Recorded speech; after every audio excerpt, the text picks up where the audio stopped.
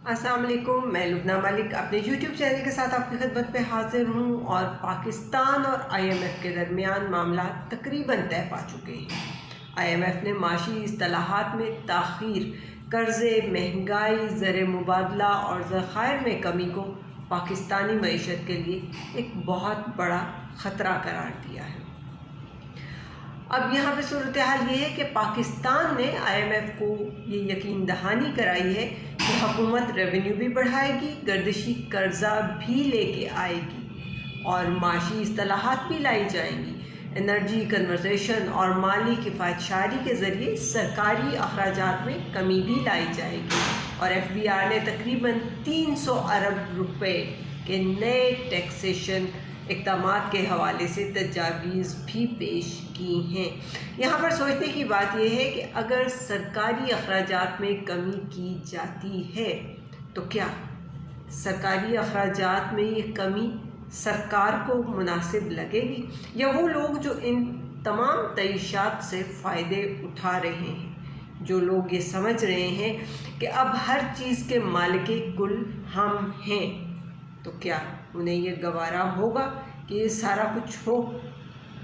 और साथ ही साथ IMF ने सैलाब के नुकसानात, गर्दिशी कर्ज़े और दीगर नुकसानात के बायस 5 से 5.5 अरब रुपए के इजाफी रेवेन्यू और नॉन टैक्स रेवेन्यू इक़दामात की तजवीज़ भी दी है। पाकिस्तान की इक़्तिसादी सूरत हाल इस वक्त आप सब लोगों के सामने है और ये इस वक्त IMF के दरमियान नवे इक़्तिसादी जायज़े के हवाले से मुज़ाकरात जारी रहे हैं और उम्मीद है कि अगले हफ्ते तक ये तमाम मुज़ाकरात मुकम्मल हो जाएंगे और IMF के साथ मुआहिदा तय होने के तमाम इम्कानात को के रोशन नज़र आ रहे हैं। लेकिन मुझे पता नहीं क्यों नहीं ये लगता कि ये तमाम के तमाम इक़दामात इस तरह से कि रेवेन्यू जनरेट करने की चीज़ें, ये सब हमारे मुल्क के हक़ में फ़ायदेमंद नहीं होंगी। और हम यहाँ पे थोड़ी सी डिटेल से बात करते हैं कि हुकूमत ने IMF को क्या क्या यकीन दहानियाँ कराई हैं। हुकूमत ने IMF को ये भी कहा है कि आइंदा हफ्ते तक रेवेन्यू बढ़ाने के हवाले से इक़दामात भी कर लिए जाएंगे। जिन चीज़ों पर ये इक़दामात किए जाएंगे उनमें सिगरेट्स हैं, मशरूबात हैं, एयर टिकट्स हैं और फेडरल एक्साइज ड्यूटी बढ़ाने के हवाले से भी तजावीज़ हैं। बैंकों की आमदन पर लीवी लगाने से मजमूई तौर पर 300 अरब रुपए के लगभग इजाफी रेवेन्यू के इक़दामात भी किए गए हैं कि ये भी इस तरह से हम हासिल कर लेंगे। मज़ीद इस तरह के रेवेन्यू इक़दामात में शामिल करने की तजावीज़ भी हैं कि मज़ीद भी ये किया जाए। और मुज़ाकरात में FBR की जानिब से पेश करदा मुजव्वज़ा मिनी बजट के इक़दामात पावर सेक्टर के गिर्द और तमाम ये कर्ज़े में कमी के तासुरात और नज़र सानी, ये तमाम चीज़ें जो हैं बीच बीच में चल रही हैं। कुछ समझ में नहीं आता कि ये कहाँ तक चीज़ें जा पहुँचेंगी और किस अंदाज़ तक जा पहुँचेंगी, लेकिन हम उम्मीद करते हैं कि अल्लाह करे कि कुछ अच्छा हो। IMF को ये भी बताया गया है कि नज़र सानी शुदा कर्ज़ा, जो नज़र सानी शुदा सर्कुलर डेट मैनेजमेंट प्लान है, होल्डिंग कंपनी को मार्कअप की अदायगी है और 285 अरब रुपए के जो गर्दिशी कर्ज़े हैं उनके मुताबिक रीफाइनेंसिंग की समरी भी EC को भिजवाई जा चुकी है। अब भिजवाई गई है या नहीं भिजवाई गई, इस हवाले से कुछ नहीं कहा जा सकता, लेकिन हुकूमत वक्त का ये कहना है कि भिजवाई जा चुकी है। तो देखते हैं कि वो भिजवाई जा चुकी है या नहीं भिजवाई जा चुकी। और मुज़ाकरात में बिजली के हवाले से भी बात हुई और बिजली की कीमत में 7.5 रुपये से 10 रुपये फ़ी यूनिट तक इजाफे की तजवीज़ भी सामने रखी गई है। वज़ारत ख़ज़ाना हुक्काम के मुताबिक बिजली टैरिफ में मार्च तक 3 रुपये फ़ी यूनिट जबकि मई तक मज़ीद इजाफ़ा मुतवक्के है। अब देखना ये है कि इतना इजाफ़ा अगर होता जाएगा तो क्या आवाम बिजली के बिल अदा कर पाएगी, और क्या आपको ये लगता है कि इतने इजाफे के बाद आवाम बिजली इस्तेमाल करने के काबिल रह सकेगी? ये तमाम चीज़ें بڑی عجیب ہیں اور ان حوالوں سے کچھ سمجھ میں نہیں آتا کہ ہماری معاشی صورتحال کس طرف جا رہی ہے اور ہماری معیشت کا کیا ہونے جا رہا ہے۔ IMF سے یہ معاہدہ تو تکمیل تک جا پہنچے گا، لیکن تبھی جا پہنچے گا جب اس معاہدے کی شرائط پر عمل کیا جائے گا، اور اس معاہدے کی شرائط پر عمل کرنے کی صورت میں چھوٹا کاروباری طبقہ، مڈل کلاس اور نچلا طبقہ تو اس کے تو بات ہی نہ کی جائے تو بہتر ہے، لیکن خاص طور پر یہاں پہ میں ذکر کرنا چاہوں گی کہ مڈل کلاس اور چھوٹا کاروباری طبقہ مالی بوجھ کے نیچے پس جائے گا، اتنا زیادہ ان کے اوپر برڈن آ جائے گا کہ جو آج کے دن تک پاکستانی معیشت سہار ہی نہیں سکی ہے۔ اور اب تک جو سچویشن چل رہی ہے وہ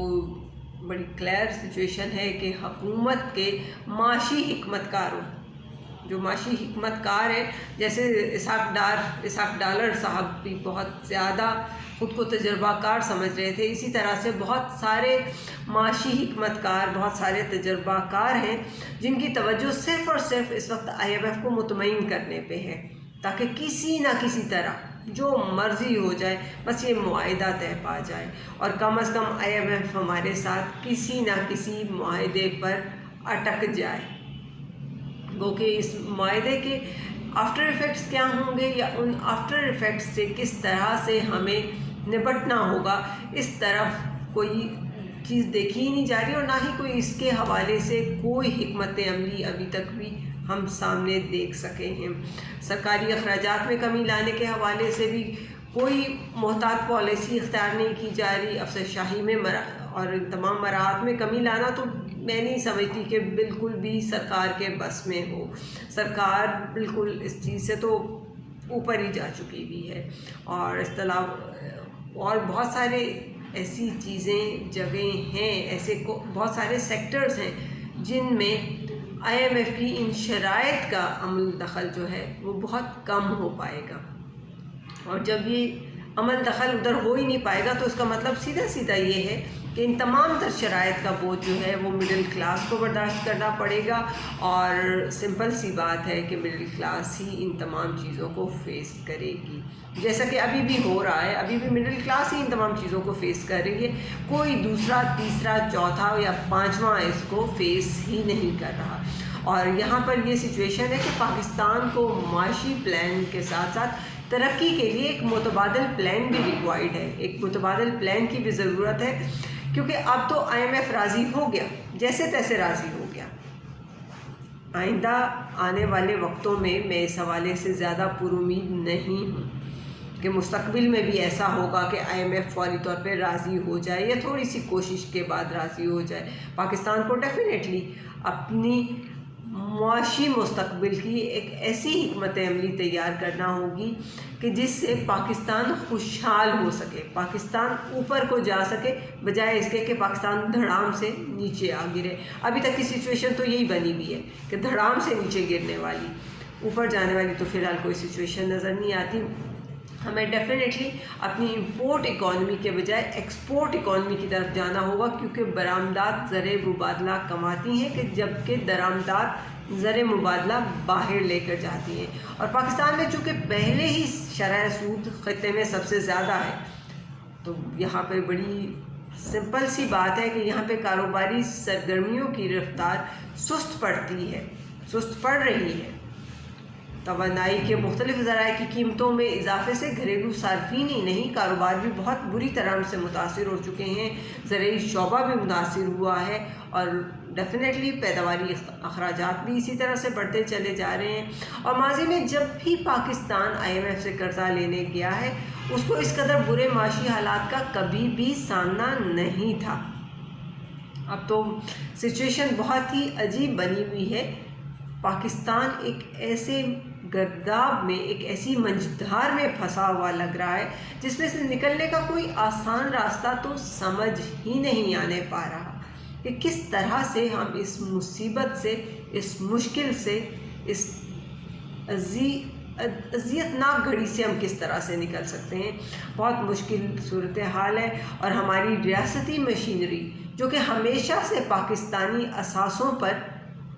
پوری طرح سے عیاشیاں کرتی ہوئی نظر آ رہی ہے، ہم سب جانتے ہیں، ہم نہ بھی کہیں کہ نظر آ رہی ہے، ہمارے نظر آئے بغیر بھی ہم اس چیز سے باخبر ہیں کہ انہوں نے جی بھر کے عیاشیاں کی ہیں، اور پاکستان کو فلاحی ریاست بنانے میں تو ان کی کارکردگی جو ہے وہ 0/0 رہی ہے، بالکل انہوں نے کچھ نہیں کیا۔ اور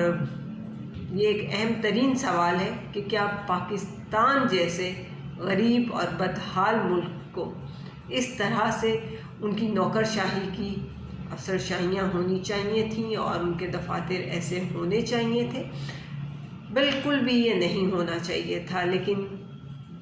یہاں پہ صورتحال یہ ہے کہ یہاں پہ جو لوگ بیٹھے ہوئے ہیں وہ پاکستان کے ساتھ اگر پوری طرح سے مخلص ہوتے، اگر وہ یہ جانتے یا سمجھتے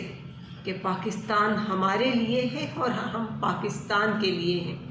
تو یہ نوبت ہی نہ آنے پاتی۔ اور جہاں تک ہمارے ہمسایہ ملک افغانستان کے حوالے سے بات کی جائے، وہاں پہ تو کالا دھن ہے،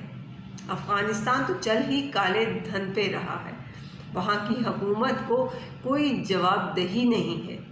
ان کے اندر تو ایسا کوئی نظام ہی موجود نہیں ہے کہ وہ جواب دہ ہو سکیں کسی کو۔ اور جہاں پر اس قسم کی معیشت ہوتی ہے، وہ اپنے اڑوس پڑوس کی معیشت کو بھی تباہ کرنے کی بھرپور کوشش کرتے ہیں، اور یہی ہو رہا ہے پاکستان کے ساتھ۔ ہمارے سامنے افریقہ کی مثال بھی، صومالیہ افریقہ کا افغانستان ہے، اور اس کی وجہ سے کینیا، نائجیریا اور دیگر ممالک کی معیشت بھی پوری طرح سے بحران کا شکار ہے۔ اور اسی طرح سے اگر ہم یہ دیکھیں کہ یمن کی معیشت سعودی عرب اور دیگر ممالک کی معیشت کا بھی بیڑا غرق کیے جا رہی ہے۔ اگر ہم یہاں پہ یہ کہیں کہ افغانستان کی معیشت پاکستان کی معیشت کا بیڑا غرق کر رہی ہے، تو اس میں بھی کوئی دو رائے نہیں ہے۔ IMF کی ہم بات کر رہے تھے، تو IMF کی بات کرتے ہوئے میں یہ بھی آپ لوگوں کے ساتھ شیئر کرتی چلوں کہ IMF پاکستان کو مالیاتی خسارے اور بین الاقوامی ادائیگیوں میں ایک وہ عدم توازن کی جو صورتحال تھی، اس حوالے سے ہمیشہ سے متنبع کرتا آیا ہے، ہمیشہ سے کہتا رہا ہے کہ ایسے نہ کیجیے، یوں نہ کیجیے، وہ نہ کیجیے، لیکن معذرت کے ساتھ کسی نے اس چیز کو سمجھنے کی کوشش ہی نہیں کی۔ جن کے سروں پر اقتدار کا ہما بیٹھا ہوا تھا،